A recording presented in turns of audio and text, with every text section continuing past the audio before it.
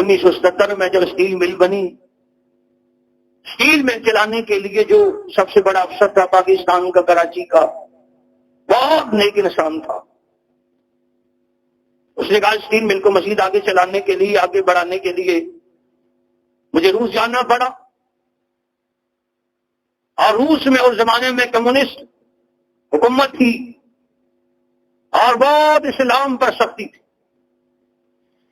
کہنے لگے میں سرکاری ملازم اور سرکاری مہمان تھا، تاشکند پہنچا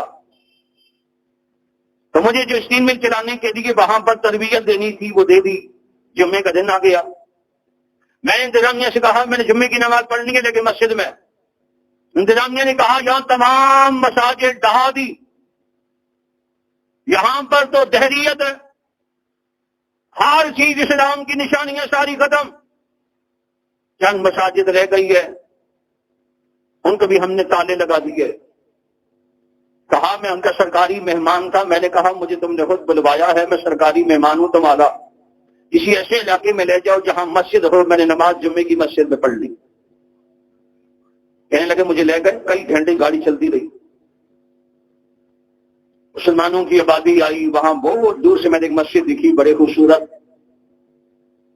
جب قریب پہنچا تو اندر دیکھا بارشیں ہو کے پانی کی وجہ سے زمین پر 4 انچ کے برابر اب جمی ہوئی ہے ہریالی، یوں لگتا تھا سالہ سال مسجد نہیں کھلی۔ چابی کس کے پاس ہے؟ محلے سے بابا جی کو بلایا گیا، جب کہا تالا کھولو تو اپنی زبان میں ہاتھ جوڑ کر رو کر مجھے کہنے لگا تالا آپ اپنی ذمہ داری سے کھلوائیں۔ انہوں نے کہا میرے سے سرکاری لوگ یہاں کیوں موجود ہیں؟ کہا تالا میں نے کھولا، ان لوگوں سے میں نے کہا تم اپنے کام سے جاؤ، اتنی دیر بعد آنا۔ کہنے لگا میں نے مسجد کی ساری صفائی ستھرائی کی اور مسجد کے صحن میں کھڑے ہو کر میں نے اذان دی۔ کہا میری اذان دینی تھی، پورے محلے میں کوہرام مچ گیا، مسجد کی کھڑکیوں میں دروازوں میں ہر طرف رونے سسکیوں کی آواز ہے۔ جب غور سے میں نے دیکھا مرد تھے، عورتیں بھی کھڑی، بچے بھی رو رہے، میں نے کہا کیوں؟ کہنے لگے آج 30 سال کے بعد ہماری مسجد میں اذان ہوئی۔ ان مسجدوں والوں کے ہم شکر گزار بنے، ان مدارس والوں کے ہم شکر گزار بنے جنہوں نے دین کا بیڑا اپنے کندھوں پہ اٹھا رکھا، ان کے ساتھ ہم تعاون کرنے والے بنے، ان کے ساتھ ہم محبت کرنے والے بنے۔ قسم خدا کی آلات جتنے بھی تحریت کی آئے، انہوں نے قرآن و سنت کو پھر بھی اپنے سینے سے سجا کے رکھا، لگا کے رکھا، وفا کر کے دنیا کو بتا کے رکھا کہ ہم اللہ کے دین کی شدائی اور سپاہی اور فدائی ہے۔ بندہ کہنے لگا میں نماز پڑھی، نماز پڑھنے کے بعد محلے کے لوگوں نے جب فتح کو بدل پاکستان سے آیا بڑی محبت کی، مجھے گھر لے گئے، اپنے طور پر ضیافت میں میرے سامنے کچھ چیزیں رکھی، آگے چھوٹے چھوٹے بچے بیٹھے، 7 بچیاں بیٹھی، پیچھے جوان بیٹھے، آپ کچھ بوڑھے بیٹھے، ان کی عورتیں کہاں پیچھے بیٹھی، اور مجھے ایسے دیکھتے تھے جیسے کوئی بہت بڑا اللہ کا ولی ہو، دنیا اس کو للچاتی نگاہوں سے دیکھے۔ میں حیران تھا، کہا میری جیب میں قرآن تھا، جیب کا قرآن مجید میں رکھا تھا، سفر میں رکھتا ہوں، تلاوت کرتا ہوں، میں نے نکالا اور اگلے بچے سے کہا یہ قرآن میں پڑھو، بڑے تعجب سے متعجب قرآن کو یوں دیکھ رہا ہے لیکن اس کو پڑھنا نہیں آ رہا۔ دوسرے سے کہا پڑھو، وہ یوں دیکھ رہا، چوم رہا، دل سے لگا رہا، اس کو پڑھنا نہیں آ رہا، آنکھوں سے آنسو جاری۔ میں نے بزرگوں سے کہا کہ بچے کہا ایک سب قرآن پڑھے ہوئے ہیں، تو میں نے کہا کیسے پڑھے ہوئے ہیں، یہ تو پڑھ نہیں رہے۔ کہا آپ پڑھو تو یہ پڑھیں گے۔ کہا میں نے ایک سپارے سے تھوڑا سا پڑھا، سامنے جو بچہ بیٹھا تھا زبانی شروع ہو گیا، سارا سپارہ پڑھ دیا۔ دوسرے بچے کو تھوڑا سا پڑھا، اس نے بھی پورا آدھا سپارہ پڑھ دیا زبانی۔ میں نے کہا کیا ماجرا ہے؟ کہنے لگے یہاں تحریت ہے، یہاں کی حکومت نے قرآن پہ پابندی لگا رکھی ہے، جس گھر میں قرآن پکڑا جائے گھر والوں کو مکان سمیت آگ لگا دیتے ہیں، اس لیے ہمارے گھروں میں قرآن نہیں۔ تو کہا مجھے تعجب ہوا کہ یہ بچے قرآن کے حافظ کیسے بنے؟ کہا ہمارے مسجد صاحب، ہماری مسجد میں سے مولوی صاحب کو نکال دیا، قاری صاحب کو نکال دیا، مدرس صاحب کو نکال دیا، مسجد کو ڈھا دیا، مدرسے تباہ برباد کر دیے، قرآن مجید کے نسخے لے کر سارے سمندر و دریاؤں میں پھینک دیے، اس کو جلا دیا۔ اب ہمارے علماء نے بازار کے اندر موچی کی دکان کھولی، کسی نے درزی کی دکان کھولی، کسی نے سنیاری کی دکان کھولی، کسی نے کس قسم کی دکان کھولی۔ ہم اپنے بچے بھیج دیتے ہیں، ارے یہ درزی بنتا ہے، ارے یہ کپڑا وہاں بیچنے کا سیل مین بن رہا ہے، ارے یہ الیکٹریشین کا کام سیکھ رہا ہے۔ ہم نے دکان پر اس لیے بھیجا ہے کہ یہ درزی بندہ ہے، نیت یہ ہوتی تھی کہ قاری صاحب اس کو ایک دو آیتیں پڑھا دے گا، قاری صاحب زبانی اس کو ایک دو آیتیں پڑھا دیتا ہے، وہ بچہ ساتھ ساتھ کام بھی سیکھتا ہے اور ساتھ ساتھ قرآن کی آیتیں بھی دہراتا ہے، اور یوں سال دو سال بعد ہمارا بچہ بغیر قرآن دیکھے قرآن کا حافظ بن جاتا ہے۔ قربان جاؤں، یہ ہے اللہ کی عبادت۔